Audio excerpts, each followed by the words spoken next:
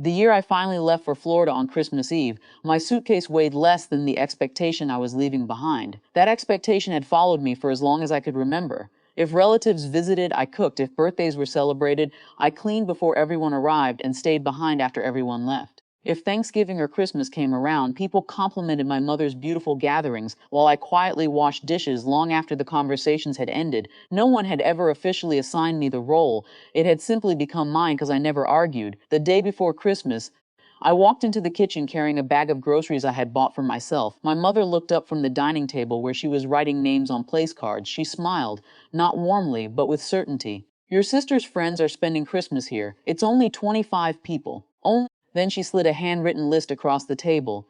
Turkey, ham side dishes, desserts, breakfast, cleaning schedule, serving times. It wasn't a request, it was tomorrow's plan for my day.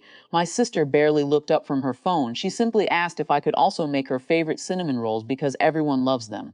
I stared at the paper for a few seconds. A year earlier, I probably would have nodded. Instead, I folded the list neatly and handed it back. I won't be here. My mother laughed as if I'd made a joke. What do you mean? I leave tonight. The room became quiet. For where? My father asked. Florida, he frowned. You planned a vacation. I planned it 4 months ago. My mother's smile disappeared. You never told us. I didn't think I needed permission. Her voice sharpened. What about Christmas? I answered honestly. I'm spending it somewhere I don't have to earn my place by working. No one responded. I walked upstairs.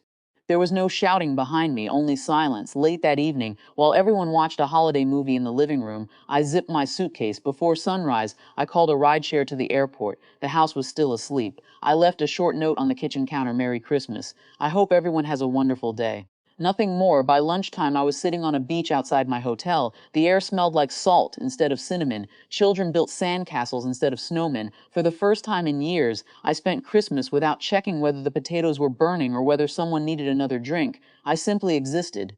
That felt strangely unfamiliar. Around noon, my phone exploded with missed calls. Then came messages. Where are the pies? When are you coming back? The guests are arriving. Finally, one text from my father. We honestly didn't realize how much you handled.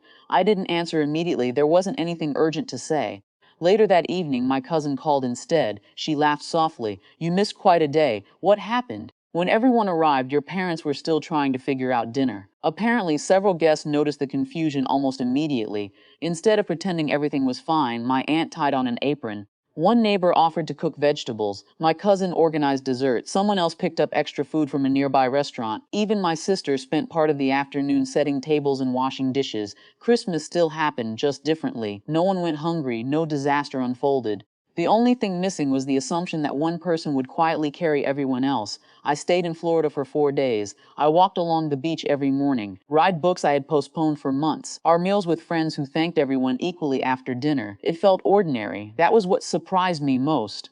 Being appreciated wasn't extraordinary, it was simply normal. When I came home, the house was unusually quiet. My mother met me in the kitchen. For a moment, neither of us spoke. Finally, she said, It was harder than I expected. I know.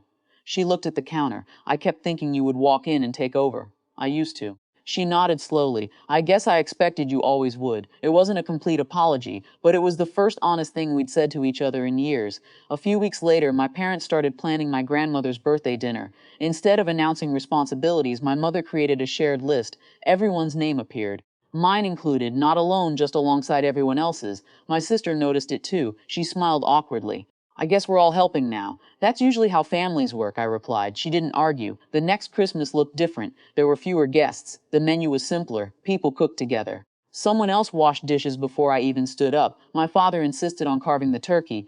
My sister baked dessert. My mother actually sat down while dinner was still warm. Nothing magical had happened. Years of habit didn't disappear overnight. Sometimes my mother still caught herself starting to hand me every responsibility. Sometimes I still had to remind myself that saying no wasn't selfish, but one quiet decision had changed something important. Leaving for Florida hadn't been about escaping Christmas. It had been about refusing to disappear inside it. And once my family learned that I would no longer confuse love with unpaid obligation, they slowly began treating me less like the person who made every celebration possible, and more like someone who deserved to celebrate too.